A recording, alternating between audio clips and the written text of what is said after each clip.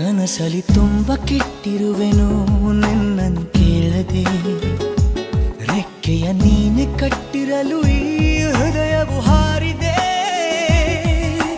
ನನ್ನ ಕೌತುಕ ಒಂದೊಂದೇ ಹೇಳಬೇಕು, ಆಲಿಸುವಾಗ ನೋಡು ನನ್ನನ್ನೇ ಸಾಕು.